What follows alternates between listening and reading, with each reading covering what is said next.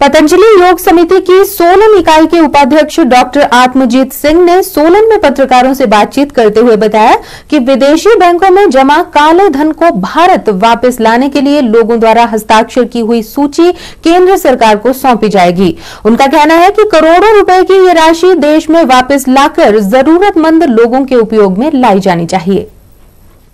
विदेशी बैंकों में जमा काले धन की भारत वापसी को लेकर बाबा रामदेव संचालित पतंजलि योग समिति 27 फरवरी को तहसील स्तर पर जनमत की हस्ताक्षरित सूची केंद्र सरकार को देंगे की जानकारी समिति की सोलन इकाई के उपाध्यक्ष एवं तहसील प्रभारी डॉक्टर आत्मजीत सिंह ने सोलन में संवाददाता सम्मेलन के दौरान दी। उन्होंने बताया कि समिति के कार्यकर्ता एवं अन्य सामाजिक संस्थाओं के लोग लोक निर्माण विभाग विश्राम गृह से रोष रैली के रूप में मार्च कर तहसील कार्यालय पहुंचेंगे, जहां समिति द्वारा काले धन के विरोध स्वरूप जनता की हस्ताक्षरित प्रतियां तहसीलदार को सौंपी जाएगी, जिसका उद्देश्य करोड़ों के काले धन की राशि को देश के जरूरतमंद लोगों के उपयोग में लाना है। डॉक्टर सिंह ने कहा कि देश में भ्रष्टाचार को समाप्त करने के लिए केंद्र सरकार को 500 एवं 1000 के नोटों के प्रचलन को बंद करना चाहिए। हम लोग जनमत को प्रकट करने के लिए जो हस्ताक्षर अभियान चल रहा है, इससे इकट्ठे हुए हस्ताक्षरों के समूह को हम लोग तहसीलदार महोदय को कल एक रोष मार्च की शक्ल में उनके पास हाजिर होंगे और जिसमें हम ये सब हस्ताक्षर की हुई सूचियाँ और ज्ञापन हम तहसीलदार महोदय को सौंपेंगे और इस ज्ञापन का मुख्य जो विषय रहेगा वो भ्रष्टाचार से इकट्ठा किया हुआ काला धन, चाहे वो देशों में हो विदेशों में हो, उसको किस प्रकार से किसी भी प्रकार से हमारे देश में वापस लाया जाए ताकि वो जन कल्याण के लिए प्रयोग किया जाए। सिटी चैनल के लिए सोलन से अशोक शर्मा के साथ भानु वर्मा की रिपोर्ट। नेहरू युवा केंद्र शिमला द्वारा बरनूटी स्थित उदासीन आश्रम में राष्ट्रीय एकता शिविर आयोजित किया गया। भारत की संस्कृति से युवाओं को रूबरू करवा रहा ये शिविर 3 मार्च तक चलेगा और देश के विभिन्न राज्यों के 150 युवा इसमें भाग ले रहे हैं। शिविर का आगाज पुलिस महानिदेशक डॉक्टर DS मनहास ने किया और प्रतिभागियों ने रंगारंग सांस्कृतिक कार्यक्रम पेश कर अपने अपने राज्यों की संस्कृति से सभी को रूबरू करवाया। भारत की भौगोलिक, सांस्कृतिक, बोलचाल और वेशभूषा की विविधताओं से युवाओं को परिचित करवाने के उद्देश्य से नेहरू युवा केंद्र शिमला द्वारा शिमला से लगभग 10 किलोमीटर दूर बरनूटी स्थित उदासीन आश्रम में राष्ट्रीय एकता शिविर का आयोजन किया गया। शिविर का शुभारंभ पुलिस महानिदेशक डॉक्टर DS मनहास ने किया।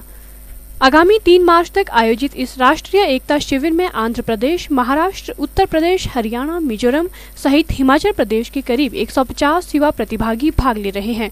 7 दिवसीय इस शिविर के पहले दिन शनिवार को देश के विभिन्न राज्यों से आए युवा प्रतिभागियों ने विभिन्न प्रकार के रंगारंग सांस्कृतिक कार्यक्रमों के माध्यम से अपने अपने राज्यों की समृद्ध संस्कृति का खूबसूरत गुलदस्ता पेश किया।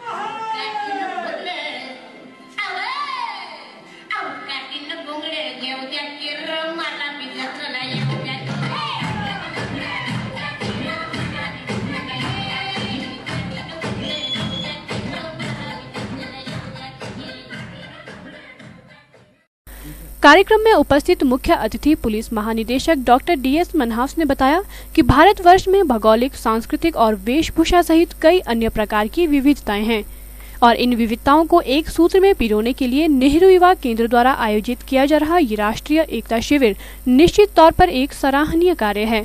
डॉक्टर DS मनहास ने बताया कि आज का युवा वर्ग यदि सही दिशा की ओर अग्रसर होगा तो आने वाले समय में भारत विश्व के अग्रणी देशों में उभर कर सामने आएगा। जितना राष्ट्रीय एकता शिविर का आज के युग में युवाओं के लिए इस भारतवर्ष में महत्व है, शायद इससे पहले कभी नहीं था। जब हम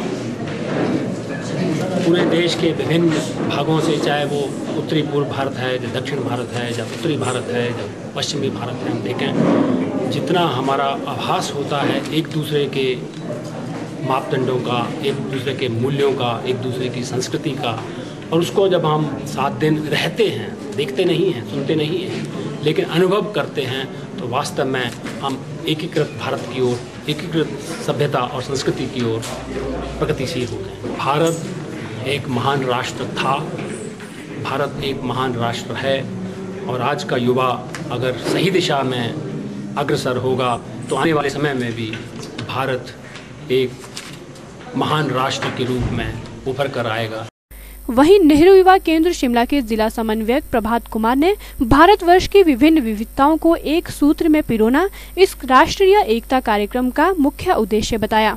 राष्ट्रीय एकता शिविर का उद्देश्य है कि भारत की विविधता को बताना और जो हमारी अनेकता है उस अनेकता के द्वारा हम उसको एकता में कैसे कन्वर्ट करें और कैसे हम जो हमारी विभिन्न भाषाएं हैं, हमारे विभिन्न सांस्कृतिक धरोहर हैं, हमारे परिवेश भिन्न हैं, मगर उन सबके बावजूद हम एक हैं। इन पे पूरा हम विचार विमर्श करते हैं और इस 7 दिन के कार्यक्रम में हम विभिन्न प्रकार के विषय पे बातचीत करते हैं। सिटी चैनल के लिए शिमला से निशांत शर्मा के साथ कैलाश वर्मा की रिपोर्ट।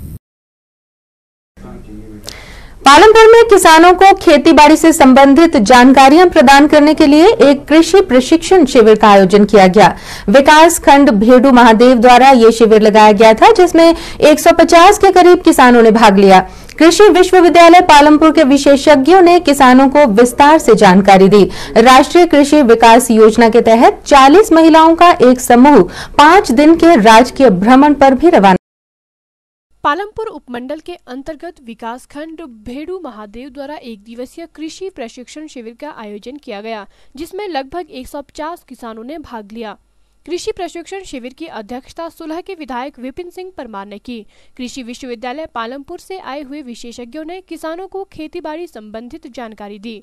राष्ट्रीय कृषि विकास योजना के तहत 40 महिलाओं का समूह 5 दिवसीय राजकीय भ्रमण के लिए रवाना हुआ।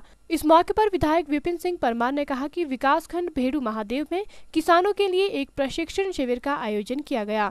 इसमें लगभग 150 किसानों ने भाग लिया है। उन्होंने कहा कि किसान संपन्न हो, खेती की पैदावार बढ़े, इसके लिए सरकार द्वारा कई तरह की योजनाएं चलाई गई हैं।